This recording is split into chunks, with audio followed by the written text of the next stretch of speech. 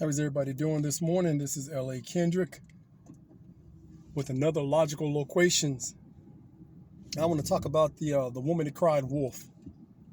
And this is from one of my boys. We were sitting down talking, and he was just reminiscing on the past. And, we sat down at this, it's going to jump right into it, you guys. So we had sat down because we hadn't seen each other in a grip. So we were just sitting there talking at a restaurant. I had the cranberry and lemonade, like I always do. It's my favorite drink. Go figure. But we were speaking about women, from our past and some of the worst experiences that we had, and how you should always, share this and teach young guys and young gals what paths not to go down and take. So in particular, he had brought up one of the worst situations he'd ever been in, and it was a girl that he really loved her, and she was basically one of the loves of his life. I think she was the love of his life, the way he was explaining it.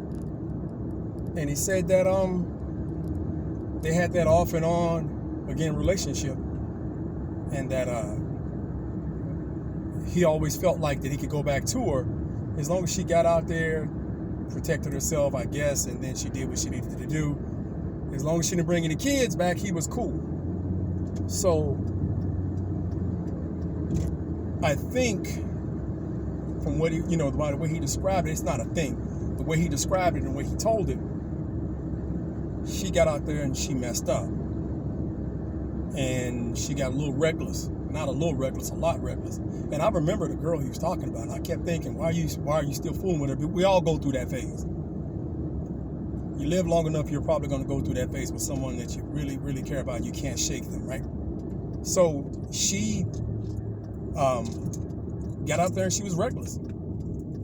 And he didn't realize, but he always protected himself to make sure there wasn't anything on the outset that he could bring back, whether it be some kind of disease or some kind of, or kid out of wedlock, or with somebody that he didn't want to be with. And she got out there and got messed up. And at the time, I believe he said she was 22, and the guy she was messing with was like 42, and the guy had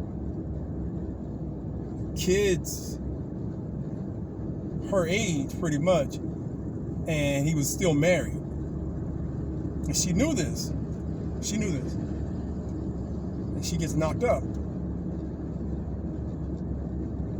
So she blames my dude and puts the kid off on my dude. So my dude didn't know at the time that was what was going on. He knew that he had been with her, and regardless, she was the female that he wanted to spend his life with, wanted to make his wife and start his family with. So he knew, he felt like, she's been careful, she's been out there, she's not being reckless. And he didn't understand just how reckless she had been, he said. And so he was in college. I think the next semester he said he started going to college. And when he did, he had to work 2 jobs because she told him that she was pregnant with his kid. So he started working at, he told me he worked at KFC, I believe, and then Arby's. And he said that KFC, it'd take a long time to break the place down at night. So you keep scraping off the batter and all this other stuff off the equipment. And it took a long time to break KFC down. So you'll be there, and you may not get out of there till 12 or 1 o'clock in the morning. Now, mind you, Arby's, he worked the morning shift at Arby's. Now, Arby's opens at 5, I believe, because they serve breakfast, he was saying. So Arby's work opens at 5. So he's working at Arby's and KFC and going to school, trying to make sure that he's preparing himself for the kid situation. And, possibly, she's going to settle down and he's going to be able to marry this girl. And so he's working his tail off, man, going to school. I don't know how he did it. It takes a lot of strength and mental capacity. And he's working his tail off, and he said that one of her friends came in And this is when it gets messed up. One of her friends came in and mentioned in fact, it was her best friend. He said, her best friend came in and said that she's going to deliver it pretty quick, huh? And he was like, what?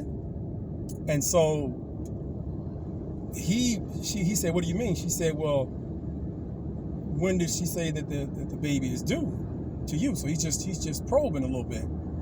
And I think she said the kid was due in September.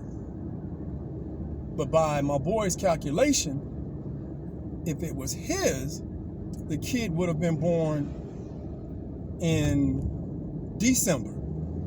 So he just looks at her and he's furious. He said he was just, he didn't know what to think. He was beside himself because she said December.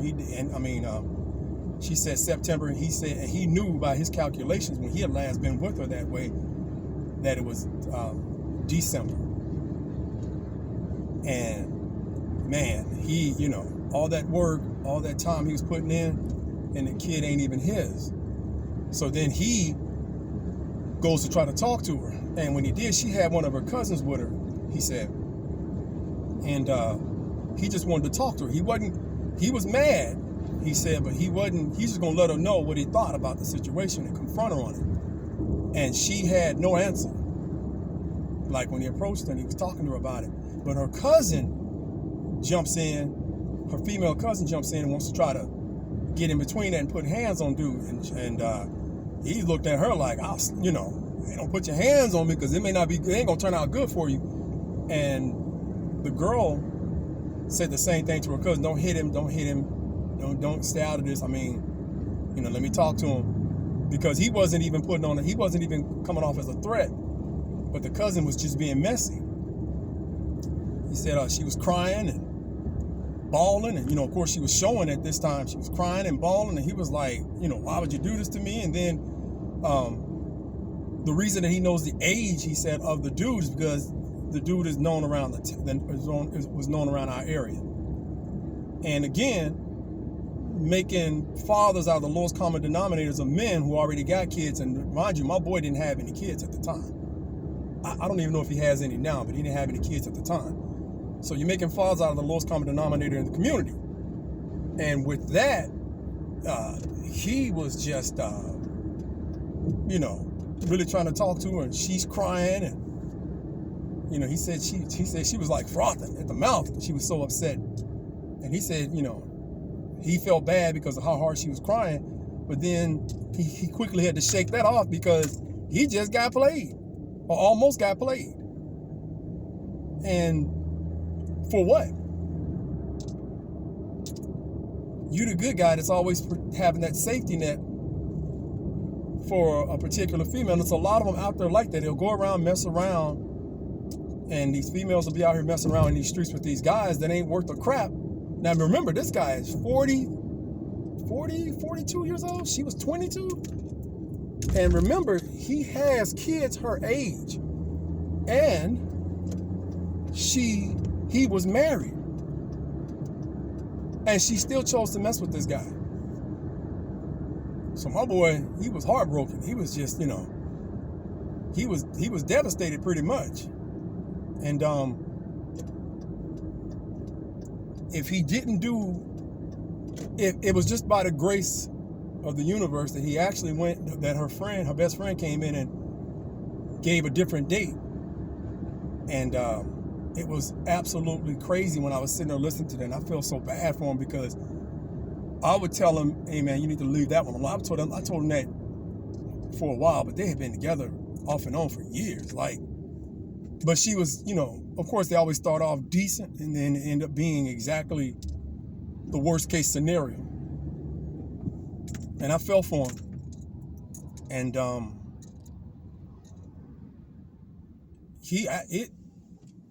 don't know.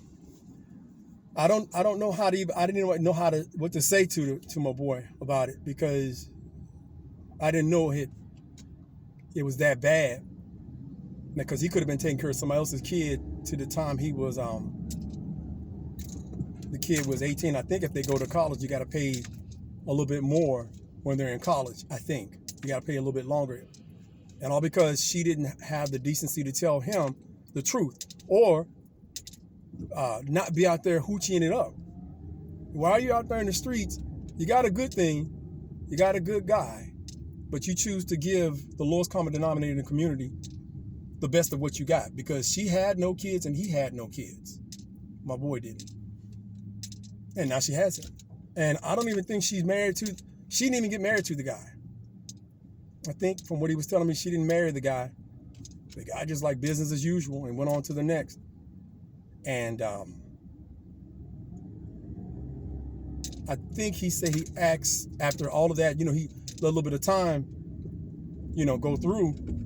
I think he even told her, even if it ain't mine, I'll still marry you.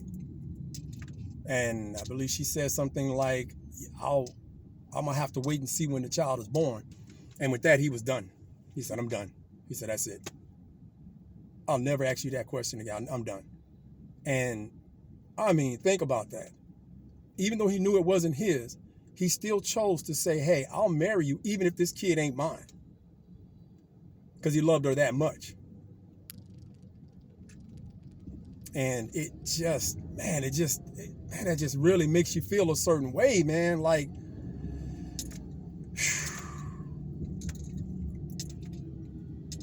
all these games, man. And as I tell my niece, don't get out here messing around, because the guy that got her pregnant, he moved on like she wasn't nothing. And that's what they usually do, because they're the lowest common denominator. 16% of these guys produce 84% of the unwed mothers, right? And for some ungodly reason, these are the women, these are the men that the women choose to make kids with and try to build with. And then every guy after that guy gets the label. And I told my niece, please don't be that female. Protect yourself at all times. Conduct yourself like a lady. You'll be able to see these fool dudes coming before they even hit the pavement. You won't even have to worry about what they are, who they are. You can see them coming a mile